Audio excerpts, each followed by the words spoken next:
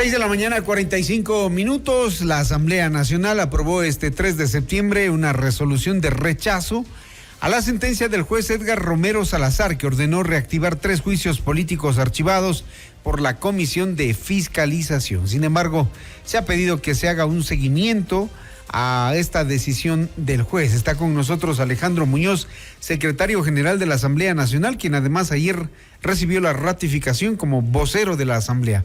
¿Cómo le va, doctor Muñoz? Buenos días. Hernán, excelente día, un gusto estar aquí, siempre para contestar las preguntas que se requieran. Bueno, esto que aprobó la Asamblea ayer, rechazar la sentencia del juez Edgar Romero, y entonces, ¿esos juicios cómo quedan?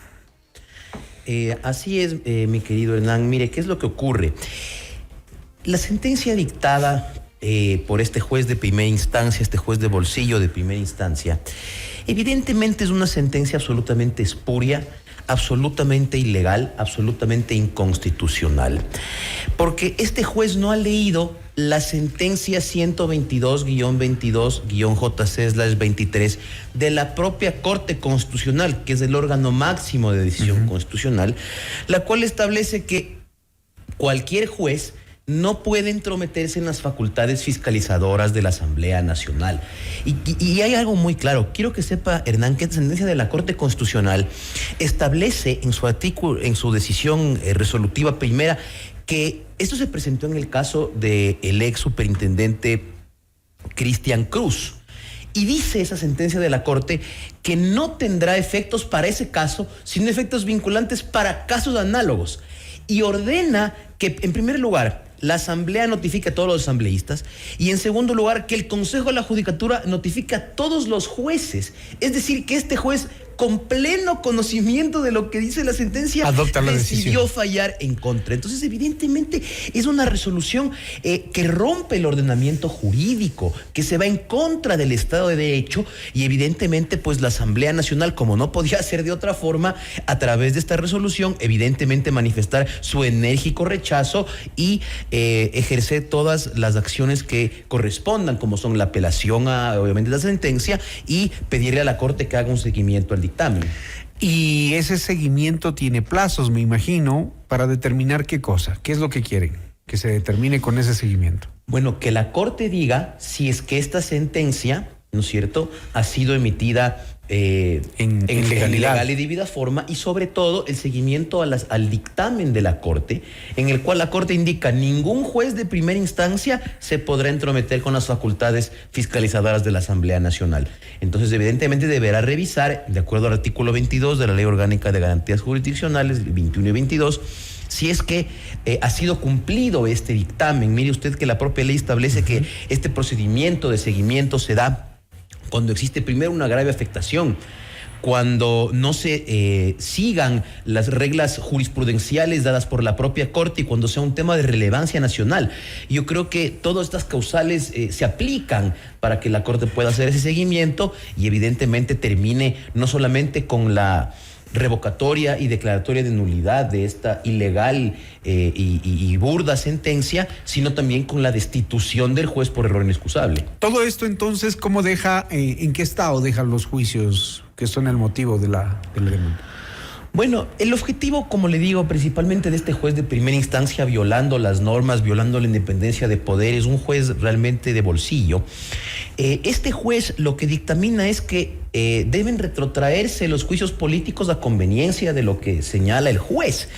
Pero eso no puede hacer la Asamblea Nacional, pues, Hernán. A la Asamblea Nacional, por principio de separación de funciones, no puede venir un juececillo de primera instancia a decirle cómo tiene que seguir sus procedimientos políticos, sus procedimientos de juicio político, más aún, ¿ya?, cuando estos procesos que se han llevado en la Asamblea han sido absolutamente legales y constitucionales. Entonces, evidentemente, el pronunciamiento de la Asamblea el día de ayer fue que hasta no conocer digamos, antes de que la Corte no se pronuncie, la Asamblea está en una disyuntiva: si aplica la sentencia de primera instancia de un juez o aplica la sentencia vinculante obligatoria de la Corte Constitucional, que es de máxima ratio y de mayor jerarquía, evidentemente de mayor jerarquía, una sentencia de la Corte Constitucional en pleno que la sentencia de un juez de quitumbe, digamos, sorteado entre gallos y medianoche. Entonces, evidentemente, lo que la Asamblea debe hacer es esperar el pronunciamiento de la Corte y hasta eso rechazar este pronunciamiento de este juez. ¿Esto ahonda las diferencias con el gobierno? Bueno, los mire, pone en una situación más complicada, ¿no? Bueno, en teoría no debería ser, porque que el gobierno esté metiendo las manos en la justicia o que el gobierno esté metiendo las manos en el legislativo, pues ese es un problema que deforma nuestra democracia. Entonces, de ninguna forma esto tendría que ser, no tendría por qué ser ninguna confrontación. Los poderes están para respetarse unos a otros y evidentemente una metida de mano no corresponde bajo ningún concepto. Por eso sí llama la atención que haya sido lo mismo el propio gobierno, el único sector en toda la sociedad que ha aplaudido esta sentencia de este juez, conseguido, como le digo, entre gallos y medianoche, y que sea quien esté a favor de que se le metan las manos al legislativo, a pesar, querido Hernán, de que el propio viceministro de gobierno, Esteban Torres, cuando era legislador, estaba en desacuerdo con que jueces de bolsillo se metan y se intrometan en las funciones de la Asamblea. Ahora ya cambió el criterio. Ahora está de acuerdo. 180 grados y ahora son ellos, en cambio, los que les encanta, los jueces, esta práctica, Hernán, tan tránsfuga de ir a buscar y prostituir las acciones constitucionales para beneficio propio. Es una práctica que ya debemos desterrar definitivamente y parece que ahora nuevamente se configura como una actuación por parte del Ejecutivo. ¿Qué piden ustedes a la Comisión de Ética en cuanto a la actuación de la asambleísta Inés Alarcón y Javier Jurado? Bueno, en el caso del asambleísta Alarcón... ellos se han ido también contra usted, ¿no?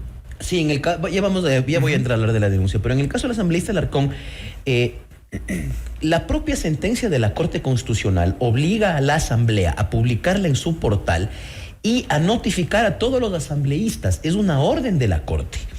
Entonces, los asambleístas están al tanto de que no pueden presentar acciones constitucionales buscando prostituir la justicia para que se le meta la mano a la función legislativa. Sin embargo, la asambleísta Inés Alarcón desconoce la sentencia o digamos, simplemente no la quiere aplicar, y por eso que ha presentado no solo una, sino que esta acción además fue presentada, no sé, eso usted lo sabe, Hernán, esta acción fue presentada primero en una judicatura de Iñaquito.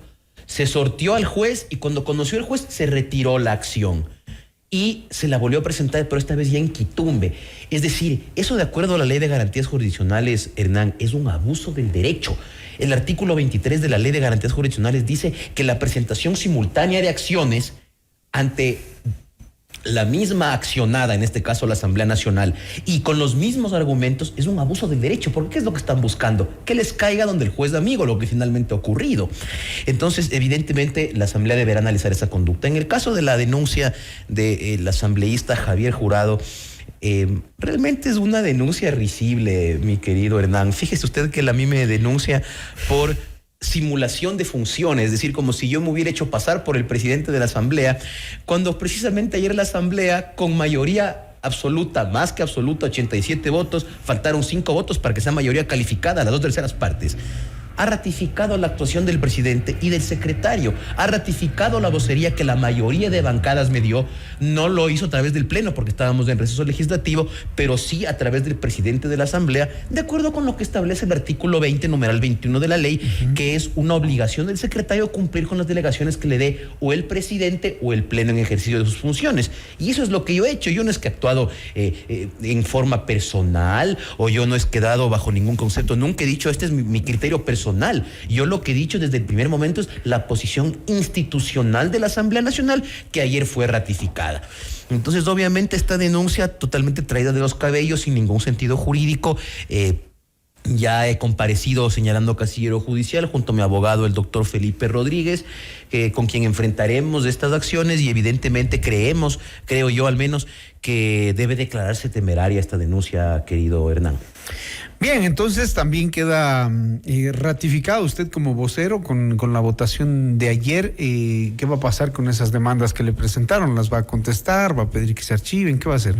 A ver, estas son dos denuncias penales, la primera por el asambleísta Javier Jurado, la otra es por la ministra del Interior, Mónica Palencia. Ahora, en la denuncia de Mónica Palencia no estoy denunciado yo, ella dice no denuncio a nadie, pero señalo al secretario como el que ha dado estas declaraciones. Finalmente el fiscal lo que ha hecho es unificar estas dos acciones, dado que es del mismo sujeto y los mismos hechos, terminará haciendo una sola denuncia. Y obviamente yo voy a comparecer a decir no sé qué delito he cometido, me dicen que me he arrogado funciones, pero aquí tengo el respaldo del Pleno de la Asamblea Nacional eso le y iba la a delegación preguntar. expresa del presidente. Eso le iba a preguntar, porque parece que usted apenas escucha las acciones de los otros accionantes, inmediatamente la decisión la toma usted. ¿Cómo toma usted esas decisiones antes de salir a la opinión pública?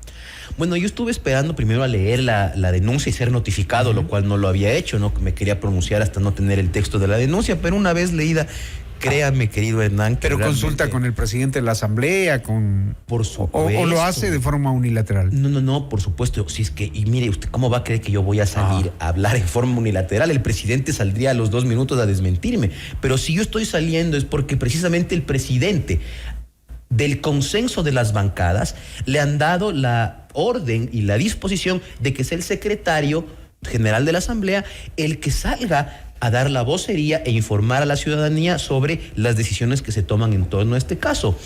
Entonces, evidentemente, pues yo no jamás voy a actuar como persona natural, porque si así fuera, Hernán, el presidente tendría que salir a decir, secretario, ¿usted cómo así está actuando?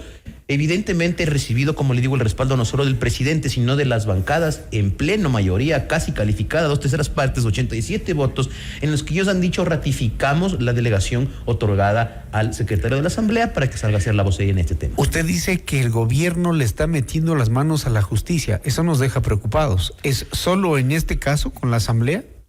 Mire, yo puedo hablar del caso que conozco, Hernán, y es muy preocupante. Es realmente muy preocupante porque esta práctica de utilizar las garantías jurisdiccionales, comprando y digamos, ubicando jueces amigos para que... ¿Comprando jueces? Sentencias. ¿Le consta eso? No, por eso le digo, estoy cambiando la palabra, ubicando jueces, porque ya le digo, esta sentencia fue presentada primero en una instancia, se la retiró, se la presentó en otra, hasta que caiga, digamos, donde el juez amigo. Entonces, ubicando esos jueces amigos, ¿no es cierto?, que dictan este tipo de sentencias que son abyectamente inconstitucionales y abyectamente contrarias a la ley.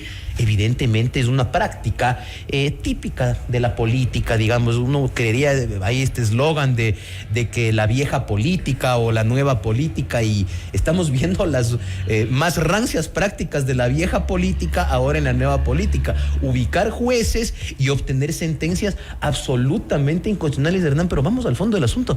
Una sentencia de un juez que le dice a la Asamblea cómo debe seguir sus procesos de juicios políticos. Eso es algo que realmente no tiene sentido. Es como que la Asamblea le diga a la Corte Nacional de Justicia, actúen de esta manera, ¿no? Imagínese, querido Hernán. Pero bueno, en este país pasa de todo. Estamos acostumbrados a ver de todo. Mire, por eso mismo lo importante es volver al respeto a la ley, a la Constitución, volver al imperio de la juridicidad. Y para volver al imperio de la juridicidad, esta sentencia de este juez tiene que ser evidentemente revocada. Y mire, los votos concurrentes de la sentencia de la Corte, jueces Daniela Salazar y Enrique Herrería, van más allá en su voto concurrente y dicen no puede bajo ningún concepto deformarse a través de una acción constitucional las facultades de la Asamblea, porque evidentemente es una vulneración al principio de independencia de funciones. Si queremos que el Ecuador progrese, si queremos que el Ecuador salga adelante, tenemos que respetar el orden constituido y los principios republicanos como la independencia de funciones. No podemos permitir que por intereses particulares, oscuros, protervos intereses, se utiliza la justicia constitucional. Doctor Muñoz, muchísimas gracias por comparecer ante estos micrófonos. Me hacen una pregunta. ¿El secretario viene en representación de todos los asambleístas o solo el nombre del presidente de la Asamblea? Me pregunta por la forma tan despectiva de referirse a un juez. Bueno, yo vengo en representación de la mayoría del Pleno de la Asamblea Nacional, que resolvió ayer con 87 votos. La votación mínima que se hubiera esperado para esta resolución era la mayoría simple, 61 votos, y se obtuvieron 26 más. 5 votos faltaron para la mayoría calificada, que son 92 votos, las 2/3 partes. Así que comparezco, como le digo, como funcionario público en delegación del Pleno de la Asamblea Nacional. Muy bien, gracias, doctor Muñoz, muy gentil. Hasta aquí la entrevista. Gracias por acudir a los estudios de FM Mundo. Gracias, querido Hernán, siempre un gusto estar con usted. Que tenga un buen día. En punto a las 7 de la mañana, amables oyentes, muchísimas gracias también a ustedes por su sintonía.